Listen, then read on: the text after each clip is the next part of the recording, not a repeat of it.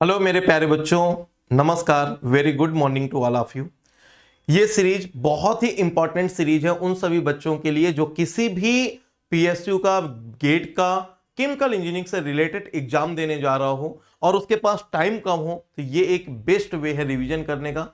अभी हमारा गेट का एग्जाम आने वाला है। उस गेट के एग्जाम के सिर्फ और सिर्फ 60 डेज हमारे पास बाकी है। उस 60 डेज में आप लोगों को एनर्जेटिक रहने के लिए, एक पॉजिटिव मूवमेंट के लिए और कभी भी डिमोटिवेशन ना आए, गिव अप नहीं करें, इसलिए ये सीरीज बहुत इंपॉर्टेंट है। इसको मिस मत करिएगा और डेली ज्वाइन करने का ट्राई करिएगा।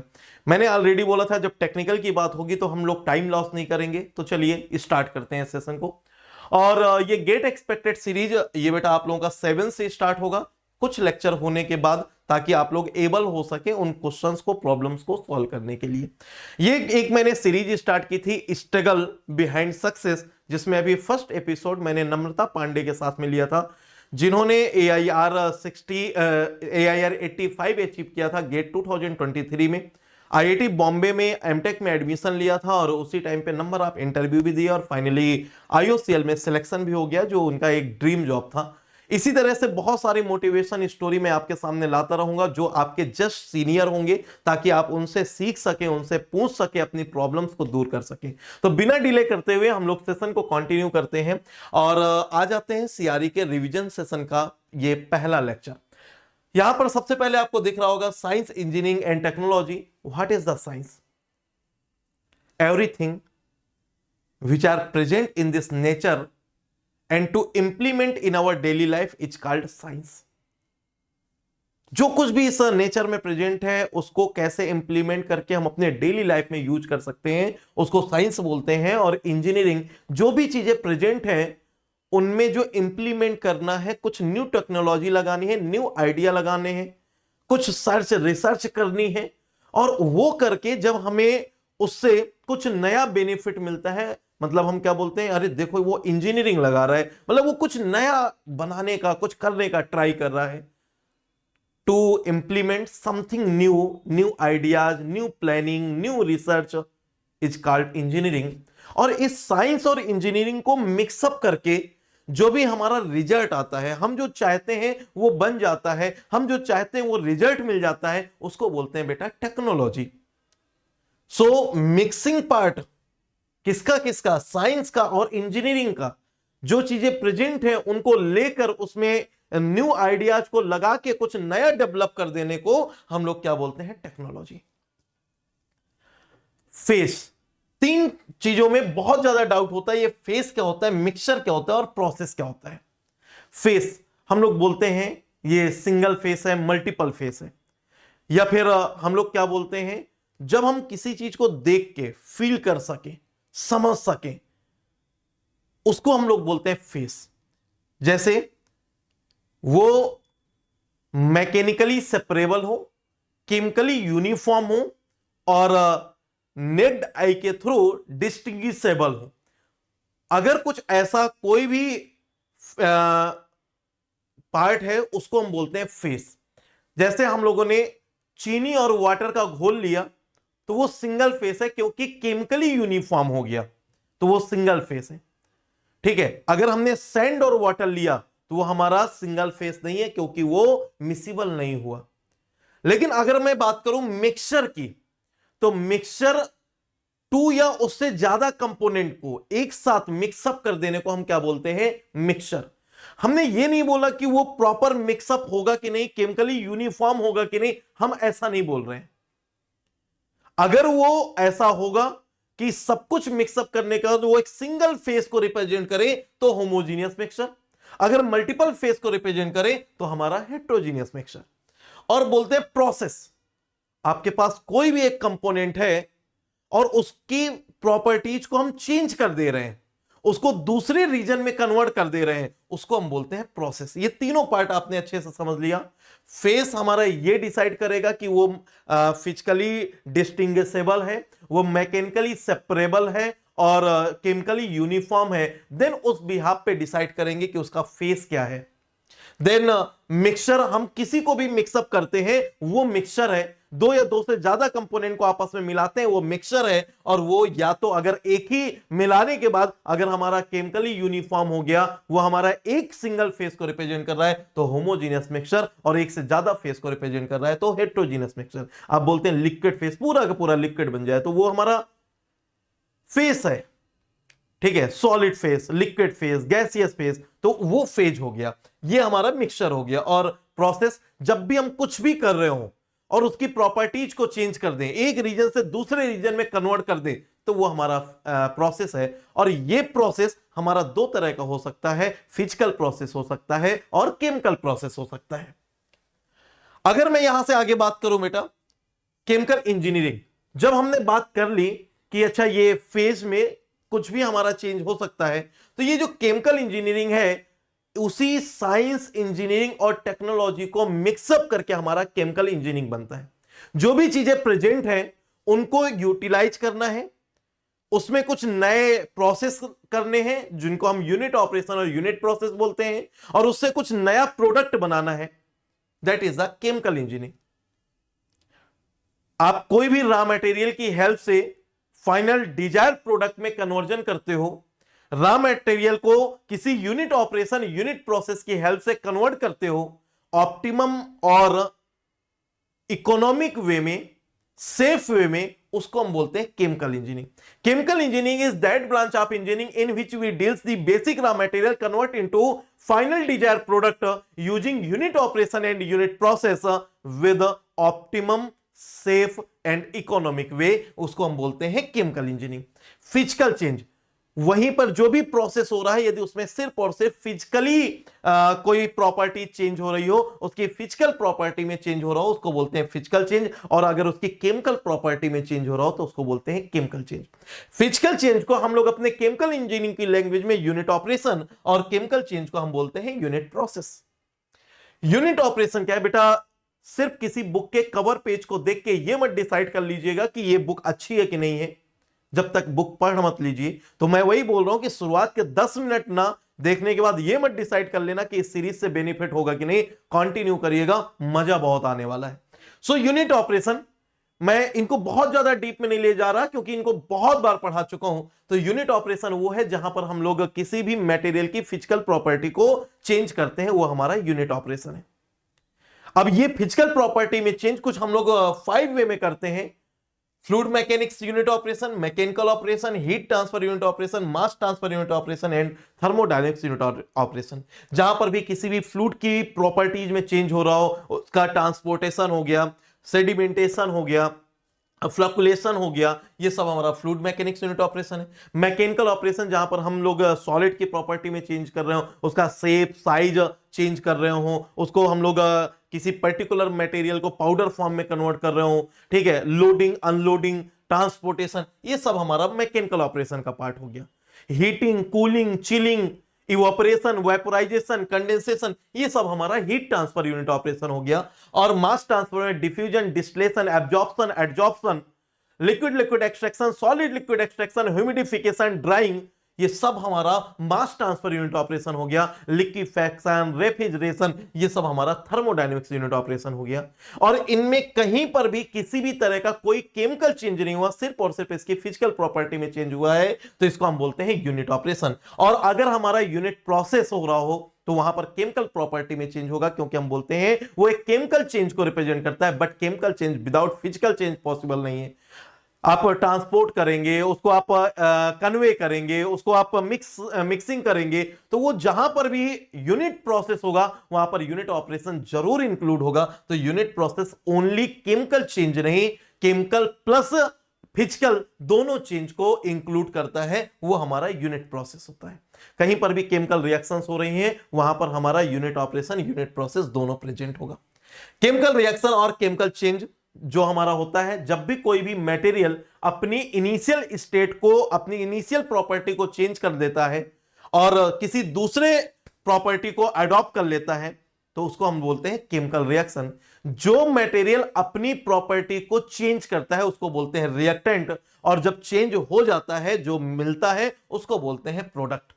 अगर हमारे एक से ज्यादा रिएक्टेंट है, देन वहां पर हमारा लिमिटिंग और एक्सेस रिएक्टेंट का कॉन्सेप्ट आता है। जो उस रिएक्शन में पहले फिनिश हो जाएगा उसको हम बोलेंगे लिमिटिंग रिएक्टेंट, और जो उस रिएक्शन के कंप्लीट होने के बाद भी फिर भी बचा रह जाएगा उसको बोलते हैं एक्सेस, मतलब ज्यादा दे दिया गया है। ठीक है, अगर हम बात करें टाइप्स ऑफ रिएक्शन की, तो बेटा number of types of reactions होती हैं जिनको अलग अलग तरह से क्लासिफाई किया जाता है। इसमें से मैं आप लोगों को कुछ एग्जाम्पल के थ्रू बता देता हूं। जैसे मैं बात करूं on the basis of face of reaction, तो कितने फेस की रिएक्शन हो सकती है?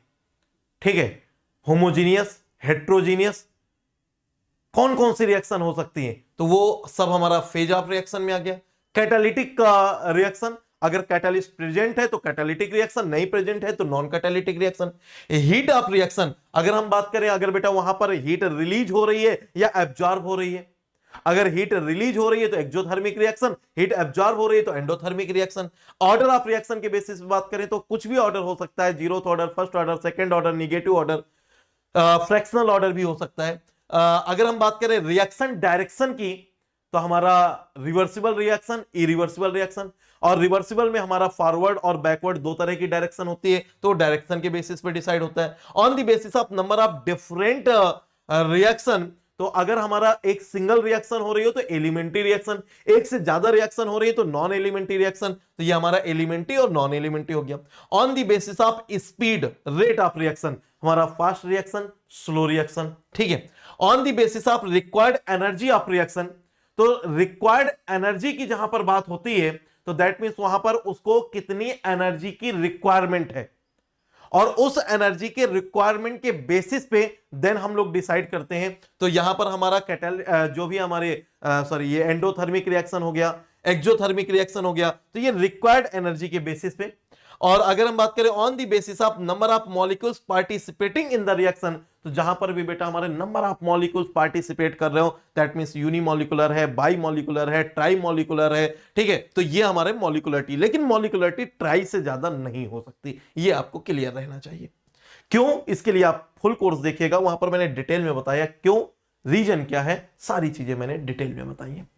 और हाँ, एक चीज अभी और उसमें रह गया, जो हम लोग इसकी बात कर रहे थे on the basis of energy of reaction, तो इसमें बेटा और भी हम चीजों को इंक्लूड कर लेते हैं, जैसे स्पॉन्टेनियस रिएक्शन, ठीक है, नॉन स्पॉन्टेनियस रिएक्शन।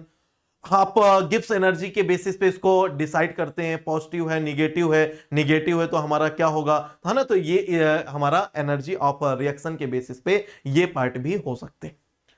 अब हम बात करते हैं रेट ऑफ रिएक्शन की। तो रेट ऑफ रिएक्शन होता क्या है? जैसे हम बोलते हैं वो बंदा बहुत फास्ट जा रहा है, तो मतलब उसकी स्पीड तेज है, स्लो चल रहा है, स्पीड स्लो है। इसी तरीके से जब किसी भी रिएक्शन में नंबर ऑफ स्पीशीज कितनी तेजी से रिएक्ट करके फाइनल प्रोडक्ट में कन्वर्ट हो रही हैं, या पर्टिकुलर अपनी प्रॉपर्टीज को चेंज कर रही हैं, वो रिएक्शन में पार्टिसिपेट कर रहे हैं, उसी को बोलते हैं हम लोग रेट ऑफ रिएक्शन। तो कितनी तेजी से, मतलब ये टाइम का एक एक्सटेंट हो गया, और कितने नंबर ऑफ मॉलिक्यूल्स वहां पर चेंज हो रहे हैं, तो ये नंबर ऑफ मोल्स की बात हो गई। इसका मतलब ये हो गया कि कितने moles with respect to time. तो rate of reaction is directly proportional to change of total moles with respect to time. ठीक है, पर्टिकुलर आयत कंपोनेंट के कितने मोल चेंज हो रहे हैं, तो rate of reaction directly proportional to change of moles of ith component with respect to time. मतलब R I is directly proportional to D N I by D T. जो हमारा रेट ऑफ रिएक्शन होता है बस वो यही बताता है कि वहां पर हमारी रिएक्शन कितनी फास्ट हो रही है, मतलब कितना रिएक्टेंट कितने फास्ट कंज्यूम हो रहा है और कितनी फास्ट हमारा प्रोडक्ट बन रहा है। तो हम लोग रिएक्टेंट के कंजम्पशन के बेसिस पे, प्रोडक्ट के प्रोडक्शन के बेसिस पे, ठीक है, हम दोनों तरीके से उसके रेट को डिफाइन करते हैं। जब हम इंडिविजुअल रेट को डिसाइड करते हैं तब वहां पर हमारा रिलेटिव रेट ऑफ रिएक्शन का टर्म आ जाता है, और उसके बेसिस पे हम लोग रिलेटिव रेट ऑफ रिएक्शन पढ़ते हैं। अगर मैं बात करूं कि जो रेट होते हैं उसको पर्टिकुलर हम लोग डिसाइड करते हैं कि किसके टर्म में रिएक्शन की बात कर रहे हैं, तो हमारी रिएक्शन दो तरह की होती है, या तो बेटा होमोजीनियस रिएक्शन होती है, या फिर हमारी हेट्रोजीनियस रिएक्शन होती है। अगर हम लोग हेट्रोजीनियस रिएक्शन की बात करें तो वहां पर हमारा मल्टीपल फेस प्रेजेंट होते हैं, that mean solid liquid, solid gas, gas liquid, liquid liquid, immiscible liquid reaction. तो इस तरह से हमारे पास नंबर ऑफ रिएक्शंस होती हैं हेट्रोजीनियस में। जो कैटालिटिक रिएक्शन होती है वो मोस्टली टाइम्स हमारी हेट्रोजीनियस की होती है, बट ऐसा नहीं होमोजीनियस नहीं होती। सो नंबर ऑफ रिएक्शन की बात करते हैं तो जो हमारे रेट की बात करते हैं, अगर मैं वहां पर यूनिट वॉल्यूम के बेसिस की बात करूं तो are I equal to 1/v dni/dt। अगर हम लोग उसके सरफेस एरिया के बेसिस पे बात करें तो are I equal to 1/s dni/dt। और अगर हम उसके टोटल वेट के बेसिस पे बात करें तो are I equal to 1/w dni/dt। और जो भी हमारा फार्मूला यूज होगा उसके बेसिस पे उसकी यूनिट होगी 1/v, मतलब ये अपॉन में मीटर क्यूब हो गया, सॉरी चलो मैं ऐसे बोल देता हूं, तो अपॉन में मीटर क्यूब हो गया। तो जब हम लोगों का 1/v dni/dt होता है तो मोल पर मीटर क्यूब पर सेकेंड। अगर 1/s dni/dt है तो मोल पर मीटर स्क्वायर पर सेकेंड, और 1/w dni/dt है तो मोल पर किलोग्राम पर सेकेंड। और अगर हम यहां से बात करें तो नॉन कैटालिटिक और कैटालिटिक को मैंने इस तरह से एक्सप्लेन किया है, और ये रेफरेंस है हमारी बुक जो हम लोग स्टैंडर्ड बुक यूज करते हैं, लेवेनस्पेल। तो वहां से आप देखेंगे होमोजीनियस और हेट्रोजीनियस को। होमोजीनियस में जो नॉन कैटालिटिक रिएक्शन होती है वो मोस्टली गैस फेस रिएक्शन होती है।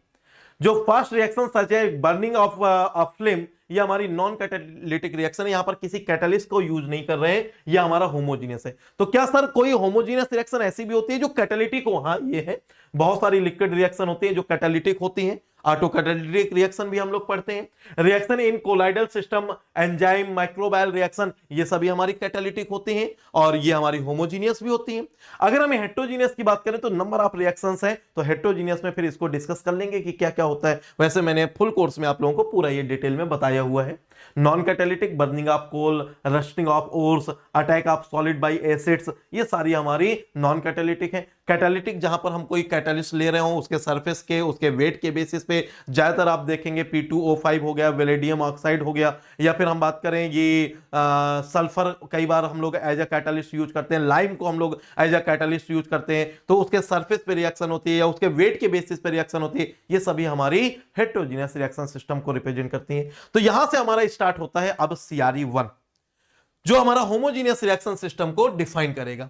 तो rate of reaction for homogeneous reaction system, कोई एक सिंपल सी रिएक्शन है A gives to B, और अगर मैं उसके रिएक्टेंट के टर्म में, मैंने बोला रिएक्टेंट प्रोडक्ट दोनों के टर्म में, रिएक्टेंट के डिसअपीयरेंस के टर्म में और प्रोडक्ट के फॉर्मेशन के टर्म में हम लोग डिफाइन करते हैं। तो जब होमोजीनियस रिएक्शन सिस्टम कोई एक सिंपल सी रिएक्शन है A gives to B और उसके लिए हम लोग उसके रेट की बात करेंगे तो रिएक्टेंट हमेशा डिसअपीयर होता है, इसलिए वहां पर एक माइनस साइन शो करता है और यह बताता है कि रेट जो होगा वो -1/v dni/dt होगा।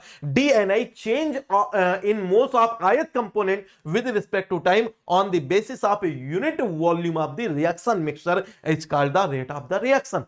इसी तरीके से अगर हम प्रोडक्ट की बात करें तो प्रोडक्ट का फॉर्मेशन होता है, इसलिए वो उसकी वैल्यू कॉन्टिन्यूअसली बढ़ती जाती है। तो ये हमारा प्लस साइन के साथ 1/v dni/dt, दोनों की यूनिट सेम होती है मोल पर मीटर क्यूब पर सेकंड। तो पूरे होमोजीनियस रिएक्शन सिस्टम में जब भी हम रेट ऑफ रिएक्शन की बात करेंगे उसकी यूनिट हमेशा सेम होगी, मोल पर मीटर क्यूब पर सेकंड।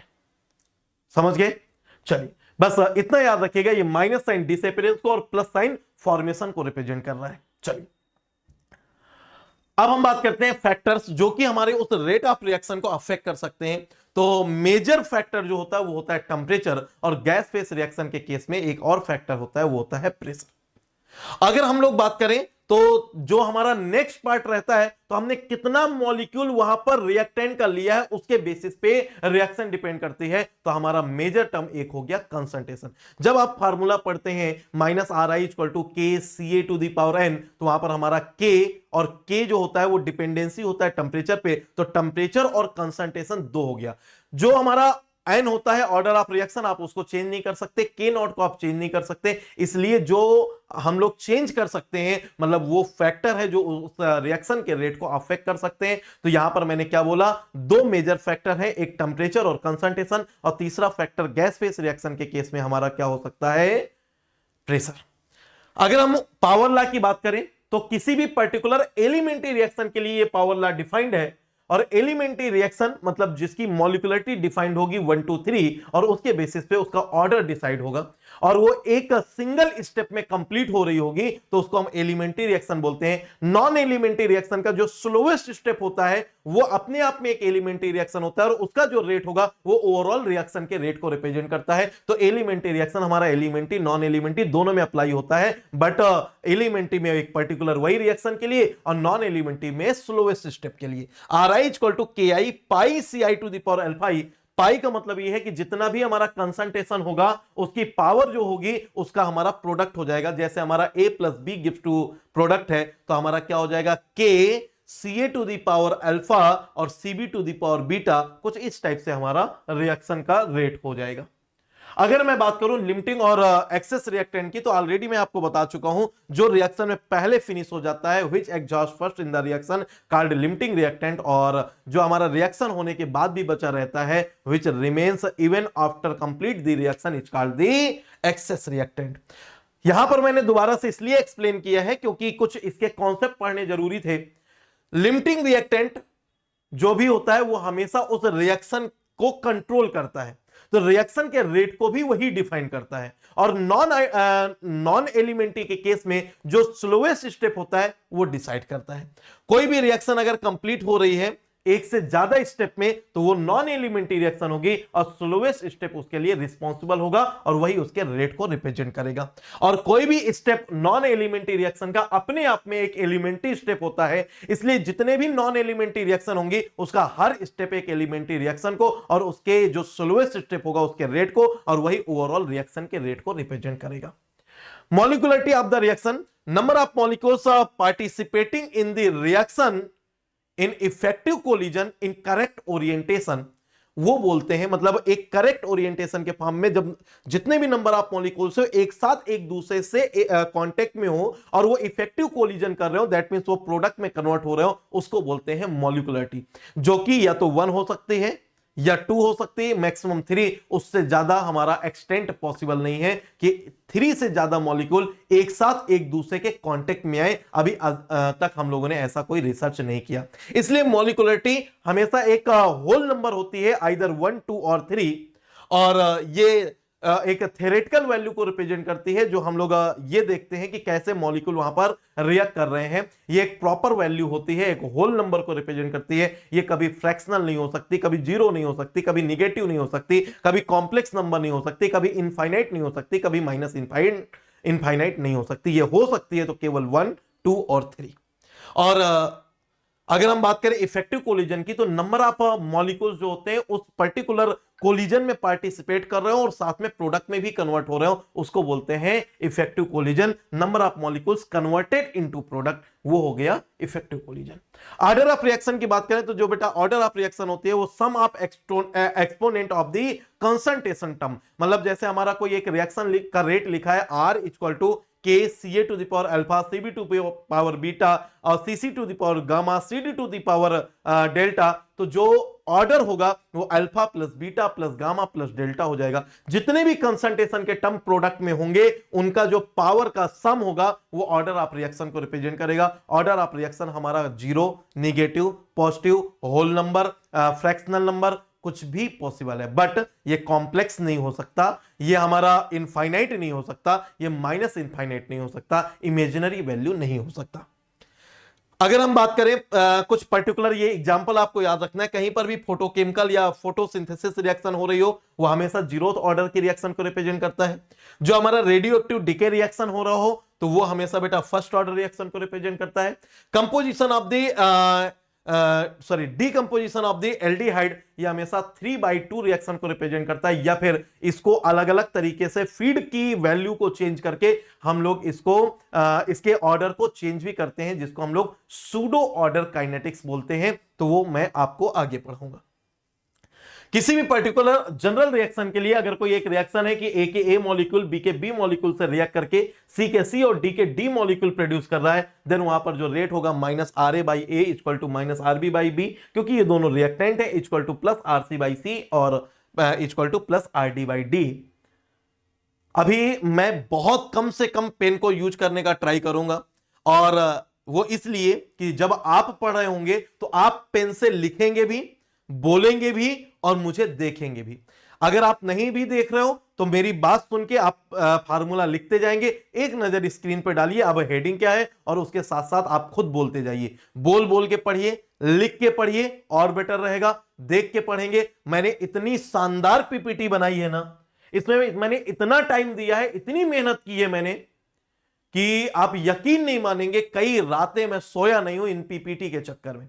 आज भी ये शूट कर रहा हूं तो कल आप लोगों को मैंने पीपीटी दिखाई थी, वो ब्लैक बैकग्राउंड में था, लेकिन ब्लैक बैकग्राउंड सपोर्ट नहीं कर रहा था, सामने का सारा कैमरा और वो सारी चीजें आ रही थी। मैं एक भी परसेंट का डिस्ट्रक्शन नहीं चाहता, इसलिए फिर आज होल नाइट जग के मैंने ये बनाया है। अभी 9 बजे मुझे ये वीडियो आपको देना था, बट 9 बजे अभी मैं ये शूट कर रहा हूं, थोड़ा सा 15-20 मिनट लेट आएगा आज वीडियो। ये बस इसका रीजन ये है क्योंकि अभी मैं ये शूट कर रहा हूं और होल नाइट बैठ के इसको मैंने चेंज किया है।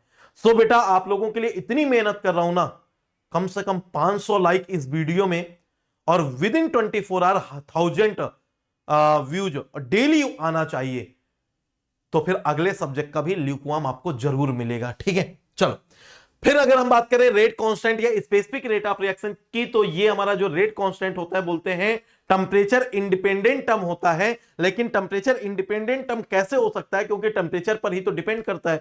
तो जो रेट कांस्टेंट होता है उसको कांस्टेंट जब बोला गया था तब उसको टेम्परेचर इंडिपेंडेंट कंसीडर किया गया था, लेकिन जब और रिसर्च हुई तब देखा गया कि नहीं, वो टेम्परेचर पर डिपेंडेंसी शो करता है, इसलिए उसको टेम्परेचर डिपेंडेंट टर्म को रिप्रेजेंट किया गया।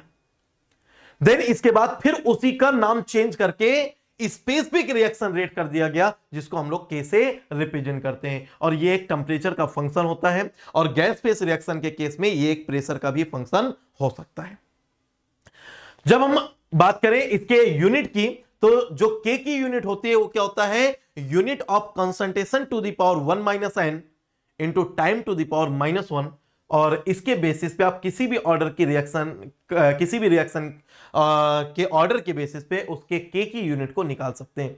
जीरोथ ऑर्डर की जो यूनिट होती है वो सेम एज इट इज होता है जो भी हमारा उस पर्टिकुलर रिएक्शन के रेट की यूनिट होती है, दैट मींस मोल पर मीटर क्यूब पर सेकंड।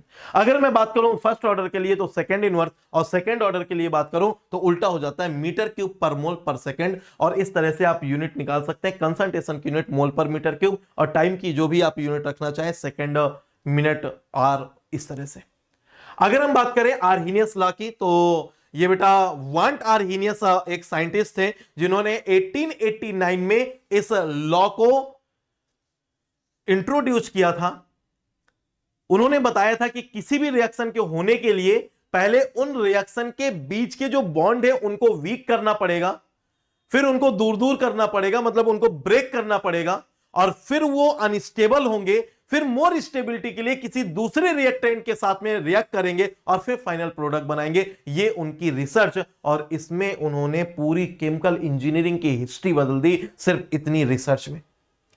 और वहां से उन्होंने एक थर्मोडायनेमिक कंसीडरेशन के बेसिस पे एक लॉ को डिफाइन किया, और उस लॉ से उन्होंने ये फार्मूला निकाला dlnk/dt इक्वल टू E/RT², और इस फार्मूले को ड्राइव करके उन्होंने पूरा का पूरा आर्हीनियस लॉ डिफाइन किया। और डिफाइन किया जब, तो इन्होंने जब उसी फार्मूले को ड्राइव किया, ड्राइव करने इंटीग्रेशन किया, इंटीग्रेशन करने के बाद हमारा ये जो dlnk/dt इक्वल टू E/RT², और इसको dt को हम यहां ले जाएं और t वाले फंक्शन को और इसको हम दोनों साइड इंटीग्रेट कर दें, तो हमारा क्या आता है, lnk equal to lnk0 plus minus E/RT। और जब इसको थोड़ा सा और सॉल्व कर लें, है ना, इसको इस साइड ले जाएं और इसके बाद इसको सॉल्व करके k की वैल्यू निकालने, तो k equal to k0 e to the power minus E/RT, ये हमारा फाइनल इक्वेशन आता है। यही मेन आर्हीनियस लॉ है। और जब दो डिफरेंट कंडीशन के लिए सॉल्व करते हैं, डिफरेंट रेट के बेसिस पे या डिफरेंट रेट कांस्टेंट के बेसिस पे, तो ln R2/R1 equal to ln K2/K1 equal to E/R 1/T1 minus 1/T2, ये फार्मूला होता है। यहां पर जो R है ये आइडियल गैस कांस्टेंट है, उसकी मैंने सारी वैल्यू लिख रखी है, आप लोग बस याद रखेंगे। 8.314 जूल पर मोल पर केल्विन, 1.987 कैलोरी पर मोल पर केल्विन, 0.082 एटीएम लीटर पर मोल पर केल्विन, 0.08314 बार लीटर पर मोल पर केल्विन, और 62.3636 mmHg लीटर पर मोल पर केल्विन, ये आपको वैल्यू याद रखनी है। जबकि यहां पर सीआरई में ऊपर की दो वैल्यू, एक जूल वाली एक कैलोरी वाली, सबसे ज्यादा ये यूज होती है। अगर मैं यहां से बात करूं तो ये बेटा मैंने आप लोगों के ग्राफ बनाने के लिए दे रखा है कि आप इनका ग्राफ कैसे बनाएंगे। ये इसका ग्राफ बनाने की नीड नहीं है, ये डिफरेंशियल फॉर्म है जिससे हमारा ये फार्मूला ड्राइव किया गया। इसका आप एक्सपोनेंशियल इंक्रीजिंग कर्व बनेगा, और जो ये एलन के है इसका हमारा एक स्ट्रेट लाइन कर्व बनता है। तो आप इसका कर्व अपने तरफ से बना के देख लेंगे कि क्या क्या कर्व है। मैं पेन को कम से कम यूटिलाइज करना चाहता हूं, लेकिन आप इस आज के लेक्चर के बाद ना कमेंट बॉक्स में कमेंट जरूर करिएगा कि आपको क्या लगता है, पेन यूज करना चाहिए तो मैं पेन यूज करना स्टार्ट कर देता हूं। आपको क्या लगता है और इसमें और डिटेल में जाना चाहिए तो मैं और डिटेल में चला जाता हूं। और अगर इतना सफिशिएंट लगता है तो अपना फीडबैक जरूर दीजिएगा इसके कमेंट बॉक्स में जाके कि आपका फीडबैक क्या है इस ल्यूकवार्म सीरीज को, आज के लेक्चर को। कल से बेटा जो लेक्चर रहेगा वो करेक्ट 9 AM पर आपको प्रीमायर होता हुआ दिखेगा। सुबह सो के उठिए, 9 बजे आप ये लेक्चर जरूर ज्वाइन करिए। आज थोड़ा डिले हो गया। अगर मैं बात करूं, अगर एंडोथर्मिक रिएक्शन होगी तो उसके लिए डेल्टा एच की वैल्यू पॉजिटिव और एक्सोथर्मिक के लिए डेल्टा एच की वैल्यू निगेटिव होती है। अगर हम बात करें कि जो हीट ऑफ रिएक्शन निकाली जाती है वो हमारा जो डेल्टा ई होता है या डेल्टा एच होता है वो हीट ऑफ रिएक्शन को रिप्रेजेंट करता है। आप प्रोडक्ट माइनस रिएक्टेंट कर दीजिए, रिएक्टेंट माइनस प्रोडक्ट कर दीजिए, है ना। हम ये डिसाइड करते हैं कि हमारा हीट ऑफ रिएक्शन कितना है। और अगर साइन चेक करना है तो साइन यहां से चेक कर लेते हैं कि क्या है। अगर आप किसी भी रिएक्शन सिस्टम का टेम्परेचर बढ़ाएंगे तो रेट को कांस्टेंट हमेशा बढ़ता है, लेकिन उसकी एक्टिवेशन एनर्जी चेंज नहीं होती। उसको एक्टिवेशन एनर्जी एक रिक्वायर्ड एनर्जी होती है, जितनी चाहिए होती है टेम्परेचर बढ़ाने से उसको उतनी एनर्जी मिल जाती है। तो इसलिए रेट कांस्टेंट और रेट ऑफ रिएक्शन हाई हो जाता है, इंक्रीज कर जाता है, बढ़ जाता है। जबकि रेट जो एक्टिवेशन एनर्जी है वो कांस्टेंट रहती है। इसके बाद activation energy is independent of the temperature, ये पॉइंट यहीं से आ गए हैं। Lower the value of activation energy reaction rate will be higher. अरे जिसको कम रिक्वायर्ड होगी, जिसकी वैल्यू कम चाहिए होगी, तो सिंपल सी बात है बेटा कि उसका रेट हाई होगा, रेट कांस्टेंट हाई होगा। और परसेंट चेंज इन के, अगर हम लोअर टेम्परेचर पर टेम्परेचर का चेंज करके देखें तो जो परसेंट चेंज आपके होता है वो हायर होता है, और हायर टेम्परेचर पे परसेंट चेंज आपके लोअर होता है।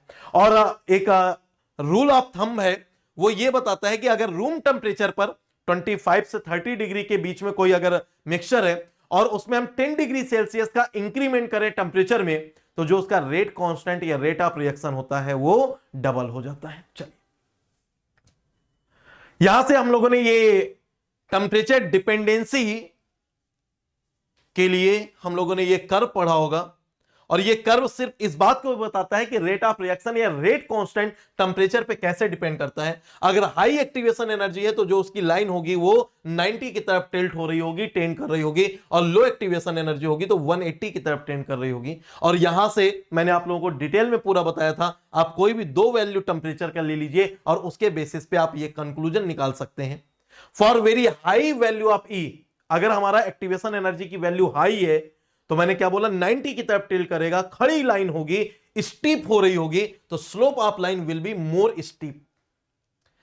और अगर हम उसमें टेम्परेचर में थोड़ा सा भी चेंज करेंगे ना तो उसकी एक्टिवेशन एनर्जी में हायर चेंज होगा, तो small change in temperature will produce the higher change in rate of reaction और रेट कांस्टेंट।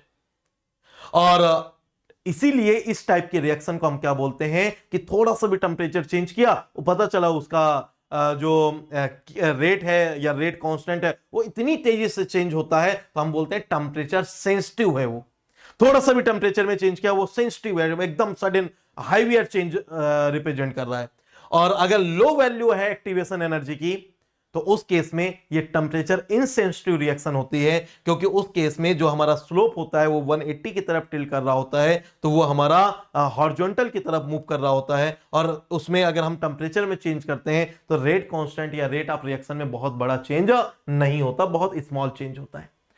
ये आरंभ मैंने किया है यस आप लोगों के लिए, न्यू प्लेटफॉर्म, न्यू एक टीम, और बेस्ट वे में आप लोग मूव करेंगे। अगर आप 25 या 26 की प्रिपरेशन कर रहे हैं या आपके जितने भी जूनियर हैं, एक बार उनको सजेस्ट करिए कि प्लीज कोर्स लॉन्च हो चुका है, रजिस्टर करिए। 14 दिसंबर से पहला सब्जेक्ट स्टार्ट हो रहा है, लेट मत करिए। अर्ली बर्ड ऑफर निकल चुका है, जो लोवेस्ट कॉस्ट था अब उस कॉस्ट में कभी किसी को नहीं मिलेगा, उससे ज्यादा बेनिफिट कभी किसी को नहीं मिलेगा। और सेकंड, अब जो हमारा चल रहा है वो लोवेस्ट कॉस्ट का दूसरा ऑफर चल रहा है, आप उसको ज्वाइन करिए। 1 ईयर का कोर्स सिर्फ और सिर्फ 23,000 के अप्रोक्स है और 2 ईयर का कोर्स सिर्फ और सिर्फ 36,000 के अप्रोक्स है।